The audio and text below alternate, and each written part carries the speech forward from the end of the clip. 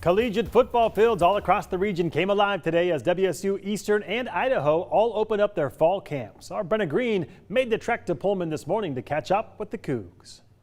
Football is back. WSU had their first practice of fall camp in Pullman this morning. After practice, we got to speak to sophomore quarterback Jayden de Laura. This was the first time the Spokane media got to speak to de Laura while he was at WSU, as Nick Rolovich doesn't allow freshmen to speak. Of course, de Laura coming off of being found not guilty of suspicion of DUI. He talked about that ordeal and what he learned from it after practice today.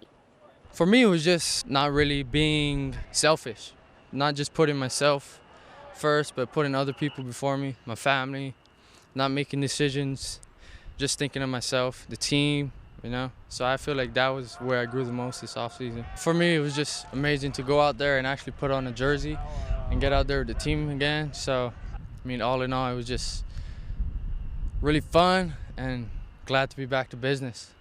Jayden once again fighting for his starting job down here at WSU. He won the quarterback battle last year as a freshman, but this year there's a new guy in town, Jarrett Garantano, who is challenging him for his spot. Of course, Cameron Cooper also in the running as well. Nick Rolovich said he didn't really get a close eye on that quarterback battle today, so no analysis there, but we did speak to Max Borghi about what it's been like to have a quarterback battle every year that he's been at camp for the Cougs. I've learned that I will never know who my quarterback is going to be until like the day of, it seems like. At least with Leach. I'm not sure with how it's going to go with Rolo, but it's been interesting. Obviously getting reps with many guys and many good players. It's pretty fun, and I think it's going to be a great battle this fall camp. Obviously 3 studs heading into it, and hopefully we can figure one out pretty quickly, just because I feel like personally and for the team, I think it's best if we practice with the starting quarterback just so we can get used to him and get in rhythm. One of the things that stood out today was the sheer size of this roster. No, I'm not talking about muscle. I'm talking about the amount of guys on it. There are 118 players on the roster this year. That's due to a lot of seniors taking that extra year of eligibility due to COVID. That's led to some logistical changes as well.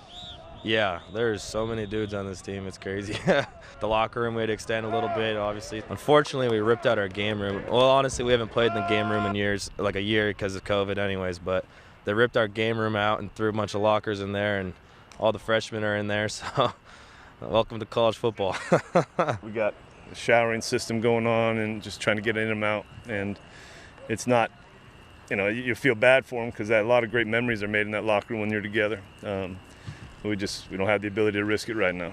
A few notes from practice today. Running back Dion McIntosh and wide receiver CJ Moore did not participate. That's because they showed up late, according to Nick Rolovich. He says he simply just doesn't have time for that. Rolovich did participate with a mask on at practice today due to the fact that he is not vaccinated. I also counted a handful of coaches who had masks on as well, including co-offensive coordinator Craig Stutzman. Reporting in Pullman, I'm Brenna Green, KREM 2 Sports.